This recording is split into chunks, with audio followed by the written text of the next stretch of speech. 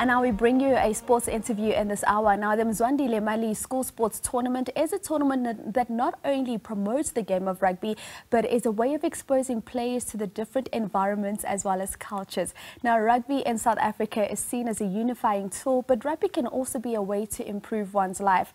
Now, to talk to us about the Mzwandile Mali Schools Tournament, we've roped in SABC, who is the head of sponsorship for Standard Bank and who plays an important role in supporting this tournament. And virtually, we're joined by captain of the Mzwandile Mali 15, Brooklyn Tewe. Brooklyn, a good morning to you. Thank you so much for joining us this morning.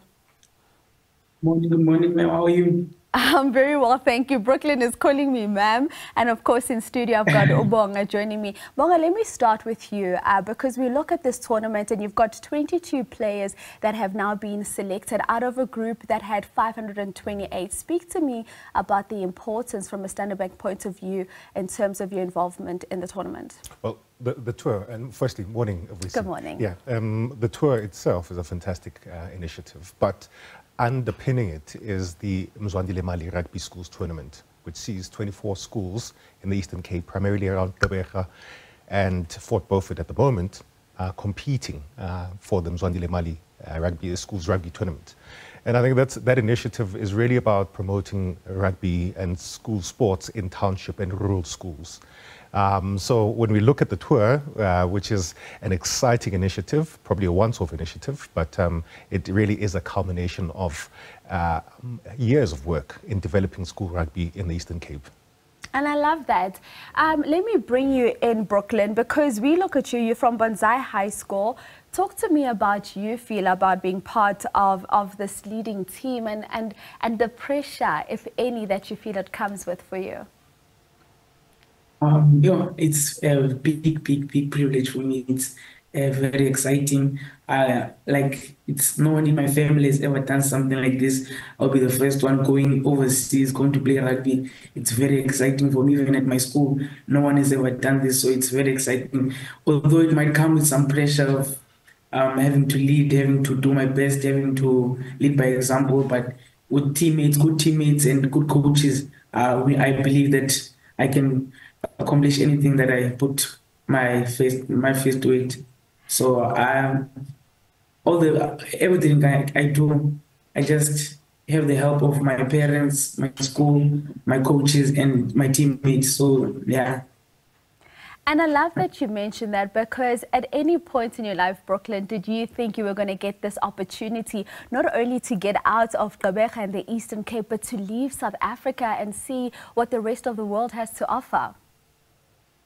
Yeah, I never thought in a day that I'll be boarding an airplane going to England. I never thought that would happen. But also one thing I can say is the grace of God, because He's giving us everything that we need. He's putting us here. So yeah, it's something that I never thought would happen, but with hard work and determination, yeah, we're here today. Hard work and determination. It's just words that come up so many times. And as I opened, Bong, I mentioned the fact that rugby can also be the pathway into a better life and uplifting one's life. And we look at this tournament and we look at the name Mali, which is not far from the people of the Eastern Cape. But let's speak to that part as well of the tournament and just the upliftment of the young people. Absolutely. I mean, this tournament has been going on since 2014.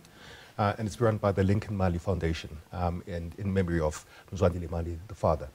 But it's that work that goes on in those communities that we have been really proud to be partners of. And we've been partners of them since 2014 and running this initiative. It's part of a broader kind of program that we run around schools rugby and supporting those schools rugby platforms. But this one was quite unique.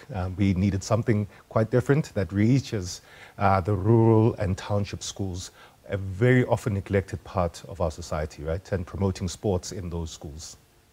And you speak about the projects that you guys are involved with that touch with rugby, and that this one is a little bit different. What other sort of projects are you as a brand interested with working on from a CSI perspective, particularly when we look at the world of sport? I need to correct it a little bit. It's not necessarily CSI, but it is a marketing initiative. It's a sponsorship thing. And we partner with a lot of schools, in supporting schools' rugby festivals throughout the year and throughout the country. And there are a number of schools, and I'm not going to necessarily name them, but I mean, it's, we're involved in many schools in supporting their sporting initiatives. Yeah. And we love that because we always speak in South Africa that, we can only be as good at national team level as we are at grassroots and development level. And we always ask our questions, what's being done at those level? And for you as a corporate to come on board and say we're going to help uplift these youngsters is absolutely amazing. I want to come back to you, Brooklyn. Let's talk about some of the people in the world of rugby that inspire you. Being this young man from Gqeberha in the Eastern Cape, who do you look up to and where do you want to see your rugby career go in the future? The person I look up to is Tendai, the Beast Mtawarira. The first time I watched rugby is the first person I saw, and it just inspired me to do so much. The fact that he can do it, he's from the same country I come from, so he's from Zimbabwe. So if he can do it, I can do it. It inspires me so much. In my goals is to one day play for the Springboks, play professional rugby, and make my parents proud. I love that. The Beast Mtawarira is your inspiration. So what position do you play? I'm a hooker, number 2. I'm a hooker. I play hooker. Oh, okay. Very, very interesting. As I start to wrap up with you, Bong, as well as Brooklyn, perhaps just your words of inspiration and advice to the youngsters out there sitting at home and thinking, when am I going to get an opportunity to perhaps be part of this tournament and be part of the 22 that get to experience what life is like outside of South Africa? Yeah, and it's about participation, right? Participate in sports, participate in school, and have a holistic lifestyle. Opportunities like this for a tour don't often come about, but who knows what's around the corner, So, but just participate and keep at it. Participate and keep at it. And for you, Brooklyn, what do you want to say to the youngsters that are sitting at home watching you right now? Speak about how you didn't think this was even possible for you, but now you're a step closer to fulfilling your dreams. Yeah, to all those youngsters out there that play rugby, I just want to say, keep on working hard. Keep on going to the gym when people are not going to the gym. They say that a champion is created when no one's looking. When there's no one around you, there's no eyes around you, go to the gym, keep on working, and just believe in yourself. And with help from your friends and your family, you can do anything you put yourself to. So just keep on going. Just do your best, and yeah, maybe one day you'll be in the Mzwandile Mali Schools also going overseas. So yeah, that's all I have to say for those youngsters out there.